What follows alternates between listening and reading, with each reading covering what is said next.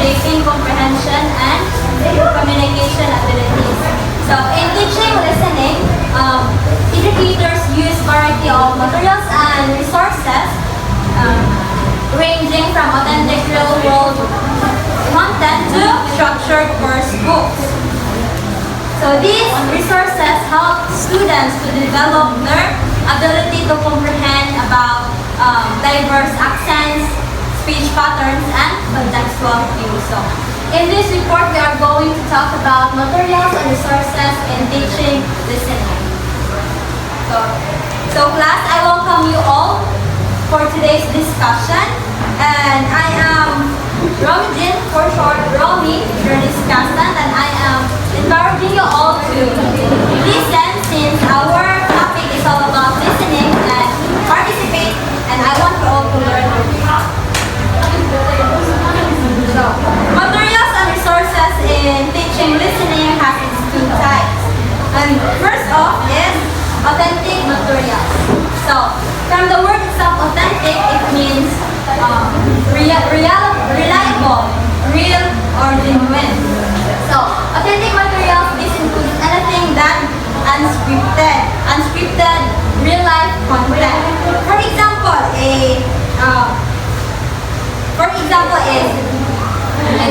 conversation, news reports, or interviews. So, the second materials is course book material. So please, may I request Ms. Batausan to read? Course book materials. This may include simulated lectures and seminar presentations and semi-scripted listening tasks for course book. So thank you. So yes, course books should be read, but in this case, in teaching listening, this usually comes along with CDs or digital audio files. So that like some simulated lectures and seminar presentations and semi-scripted listening tasks for course book. For example, a textbook CD with guided dialogue supports students in understanding academic language. Now, let's talk about the two types of text used as materials in teaching listening. We have scripted text and unscripted text. So, I know these words are familiar. So, from the word itself, scripted, so it is one that is written down before the speaker speak. So, it is written in advance. And the second one is unscripted text, which is opposite to scripted text. So, unscripted text is one that is not written down in advance but rather transcribed afterwards. For example, an example for scripted text is a podcast. Since it is prepared or written before sila mag-podcast. So, bali, structured na siya and then structured siya, scripted na siya. And then, for unscripted text, examples include katong live debate with no prior script because it is unscripted. Now, let's proceed to resources to find authentic listening in classroom. So, please read. Guest speaker, another teacher, TV commercial, weather reports, movies and televisions, radio. So, using various real-life sources helps students improve listening skills. So, first, guest speaker. So, inviting professionals. Just like what we had katong pagpasman, katong na seminar workshop about sa integration of technology in education, right? So, syempre, mabuha dito ang resource speaker who is knowledgeable and experienced individual. Next is another teacher. Different another teacher, which, kabantay mo ko, kato sa primary years na to, sa elementary, di ba? Kato ang teacher is, usa lang, o, nga mag-cover up sa all subjects na to. Pero sa middle school na, grade 5 pataas, di ba, lahi na itong teachers, lahi na teacher sa science, sa English, which is good, para so that we can interact with various teachers nga, lahi-lahi ang skills, different teacher that possess different teaching styles, accents, which is maka-benefits ta as learners. And then next is TV commercials. So, it is also an authentic resources for authentic materials, no? Ang TV commercial, di ba? Kung sige na balik-balik flash sa TV ang mga commercial, di ba? Nakuha nang na-memorize sa ng taglines. And then, so, in TV commercial, we can get brief and engaging language. So, next is weather reports. So, weather reports, ang reporter, ang newscaster sa weather reports, mag-deliver na siya clear and structured information. So, good sa siya for as materials for listening. And then, next is movies and TV shows. So, unsa ato ang get from movies and television or TV shows. So, varied speech styles. Diba? Lahi o mga sa TV show nga, lahi ng accent ang ginahagikuhan depending sa ilahang i-portray. If sa movies, if the protagonist is portraying a rich individual, so lahi sa iyahang accent, lahi ang iyahang usage of language comparing to someone who is portraying a poor one. So, next is radio broadcast. So, unsa ito makuha? Different regional accents. So, now, recorded materials in teaching listening skills. So, please read everyone. Recorded materials for listening skills which have been uploaded to your website for teaching purposes. So, pre-scripted audio or video content designed for educational purposes. So, example, language learning application with listening exercises. So, can you give an example? Naka-encounter na ba mo ganing na app? Like Duolingo. Are you familiar with Duolingo? Diba? You can learn language at the same time. Listening exercises. So, advantages of recorded materials. Ms. Konya, please read the first bullet. Enables a non-native English teacher to provide the audience with a variety of English sounds, voices, and accents. Okay, so in short, it offers exposure to different accents. So, next bullet is distribution of recorded materials. Let the teacher or students to work with them according to their desire in a way to stop, restart, or repeat several times. So, this is one of the advantages of recorded materials because unlike sa kanang real-time interaction, pwede niyo mo siya ma-pause, ma-forward, ma-backward, which is good. If ever you skip some important parts, so you can go back or pwede sa din mo i-forward. So, they can be used automatically by students anytime. So, it is convenient. So, while listening to the recorded material, students listen to several speakers, their discussions, and conversations. So, next is video-based listening. Practice suggests videos take advantages and additionally provides the variety of visual support, gestures, and mimics typical for real life and necessary for students to decipher speakers, message, and interactions. So, the content spheres things and phonetic input of recorded materials is more colorful compared to real life listening comprehension. Kaya nga no, mas kuantan. So, nga no, it's because it can be paused and replayed for better understanding, and recorded materials or video-based materials provide helpful gestures and facial expressions. So, lastly, it is easier to choose and prepare listening activities beforehand with the help of recorded materials. If recorded material has its advantages, of course, such as underside of the coin, which is the disadvantages. So, for the first bullet, please is gonna yaon read the first bullet. First bullet. There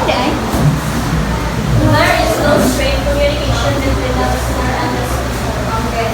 So this is one of the disadvantage of recorded material, because unlike active listening, it has no straight interaction between the speaker and the listener. So next disadvantage, Miss Juliet, please read. Miss Juliet.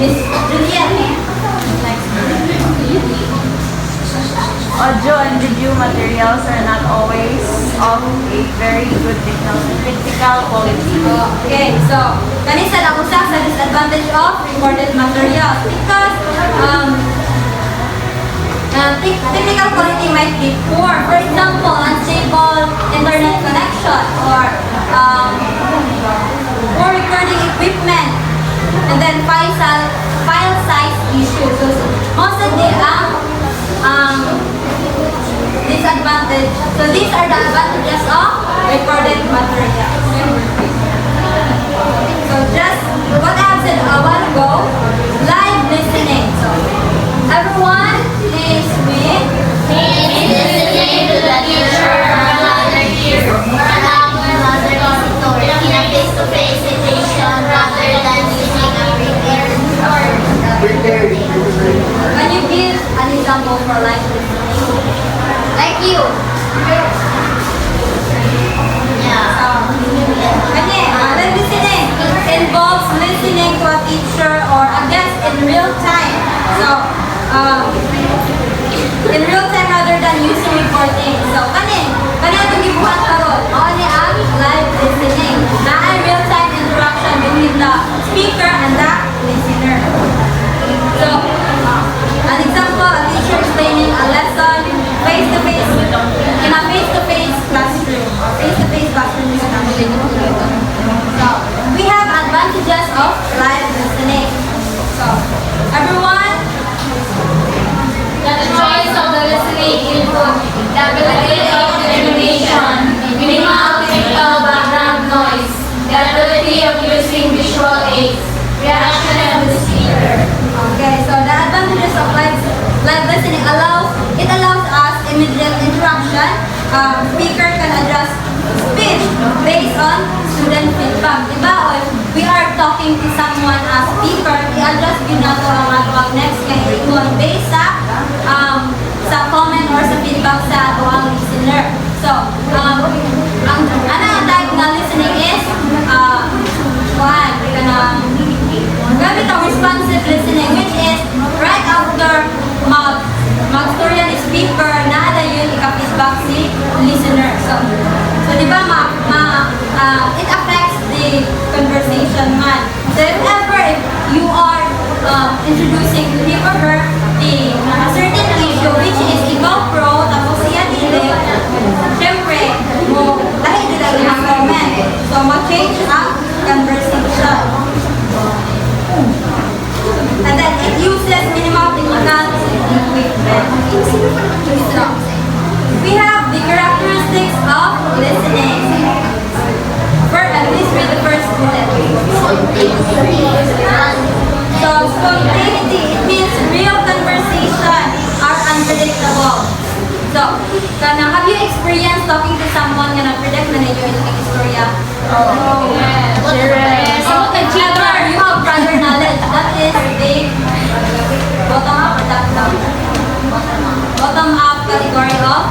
understanding. It was discussed yesterday. So, next is context. So, meaning depends on the situation. So, contextual beings. And then, visual clues. Gestures and facial expressions aid comprehension. So, di ba, mas ma-comprehend sa ato ang listener if we, we will speak with gestures and facial expressions. Depending on the context of what the listener. So, next is listener response. So, feedback influences how the conversation continues. Just like what I explained earlier. So, for the last bullet, speaker's adjustment. So, speaker modifies speech based on listener understanding. So, for example, if you as a college student, if you are talking to someone like mas bata pa nimo and comparing sa imong knowledge, mas ubos iyang knowledge, would you use jargons if talking to them? Diba dire? Siyempre, because dapat imong i-modify ang imong language usage based sa understanding sa listener. Since if you're talking to a kid, so dapat mga simple words na ang imong i-deliver.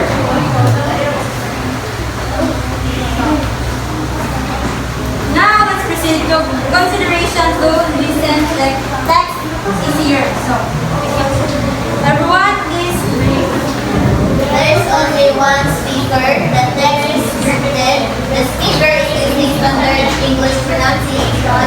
You have some prior knowledge about what the speaker will say before you listen. You are interested in the topic. You know some of the vocabulary that we use. okay. So, these are the factors that help learners understand spoken language better. So, one speaker is easier to follow than multiple voices. Diba it is easier to understand to listen one voice. Kaya kung banda kaayo, maglibog bitang isa ito paminawi. And then, scripted speech is clearer than spontaneous talk. Yes, you can deny the fact that mas clear ang pag-deliver sa speech if scripted siya rather than spontaneous kanamit ako sa mukhang mas giving siya structured. And then familiarity with vocabulary improves comprehension. Just like when we are taking an exam, we